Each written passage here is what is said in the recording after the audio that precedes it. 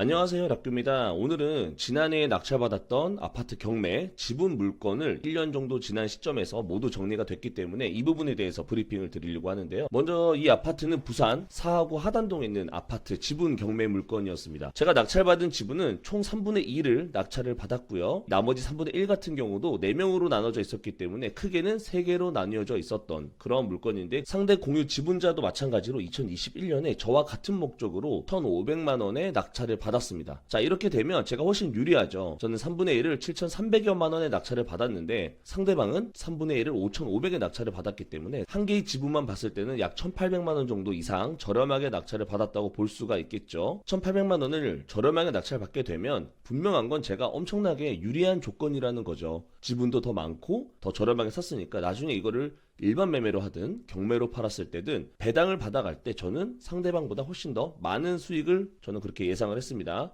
자, 이 물건을 제가 처음에 접했을 때는요, 이때 당시만 해도 1억 8천에 실거래가 진행이 됐기 때문에 이렇게만 되면 제가 가져가는 거는 1억 2천이죠. 굉장한 수익이라고 생각을 했습니다. 현재 우리가 나와 있는 호가 매물 보면요, 2억대에 나와 있고요. 그리고 여기 보시면 재개발 투자 지역이라고 나와 있고 추진 중인 곳이기 때문에 저는 괜찮을 거라고 생각을 하고 들어갔습니다. 하지만 뭐 세상은 다 그렇죠, 녹록하지가 않죠.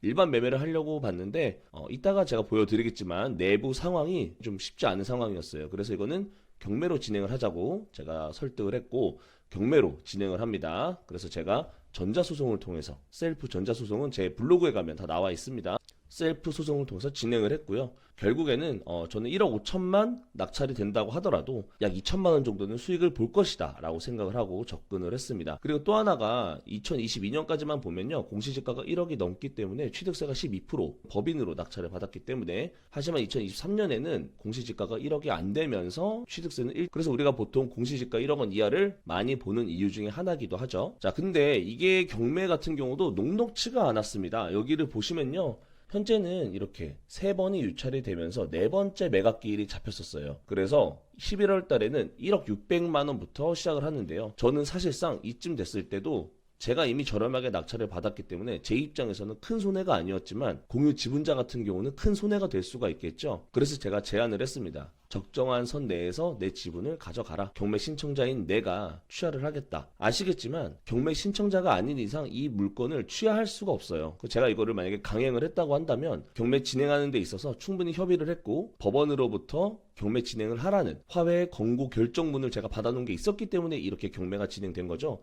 함부로 멈출 수가 없습니다. 저에게 훨씬 더 유리한 위치에서 있었어요. 그래서 저는 결론을 이렇게 했습니다. 크게 욕심 안 내고요, 제가 낙찰받은 금액에 딱 1,000만 원만 더해서 가져갔어요. 제가 생각한 것만큼 큰 수익은 아니었지만 그래도 최소한 손해는 보지 않았고 자금도 더 빠르게 회수할 수가 있었고요. 그래도 최소한 한 900만 원 정도는 수익이 높진 않지만 그래도 수익을 봤다라는 거에 의미를 두면서 이렇게 정리를 했습니다. 그래서 저는 지금 보고 계신 것처럼 이렇게 취하서를 제출을 해서 이 봉 사건은 모두 다 경매 절차가 종결이 된 걸로 정리를 했죠. 그러면 이 물건을 일반 매매로 하려고 했는데 왜 하지 못했는지 그 부분에 대해서 한번 말씀을 드리려고 하는데요. 제가 낙찰을 받고 처음에는 이 공유 지분자도 집 내부를 전혀 볼 수가 없었습니다. 경매에 약간 서툰 그런 분이시기도 했기 때문에 동의를 얻고 내부로 들어갔는데 지금 보고 계신 것처럼 내부 정리가 하나도 되지 않은 상태에서 약 2년 정도 이 집이 공실로 계속 남아 있었던 거예요.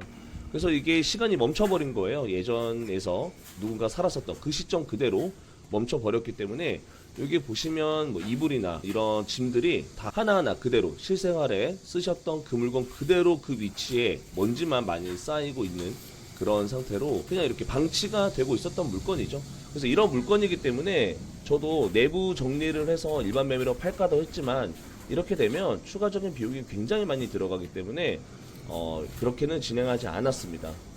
그리고 저 같은 경우는 3분의 1을 제가 가지고 있기 때문에 여기에 대해서 정리하는 비용의 3분의 1을 제가 부담을 했어야겠죠. 그래서 저는 그렇게는 할 수가 없고 이 경매를 진행하겠다 라고 하니까 어차피 이 정도까지 유찰이 됐으면 상대 지분자는 저렴하게 가져와서 내부 정리하고 차라리 내가 받을 수익까지 본인이 가져가면서 피해를 최소한으로 하겠다라고 하시면서 이 물건을 가져갔죠. 제 지분을 차라리 가져가시는 게 손해를 많이 할 수 있는 기회라고 저는 말씀을 드렸고, 제가 가지고 있는 비용이나 이런 거 생각해서 제가 청구할 수 있는 금액만 적정선에서 청구를 해서 정리를 했기 때문에 현재는 이 물건이 진행이 됐고, 다음번에는 제가 똑같이 형식적 경매를 통해서 토지도 진행하고 있는 게 있거든요. 그 부분도 나중에 한번 제가 다뤄보도록 하겠습니다. 그러면 긴 영상 봐주셔서 감사합니다.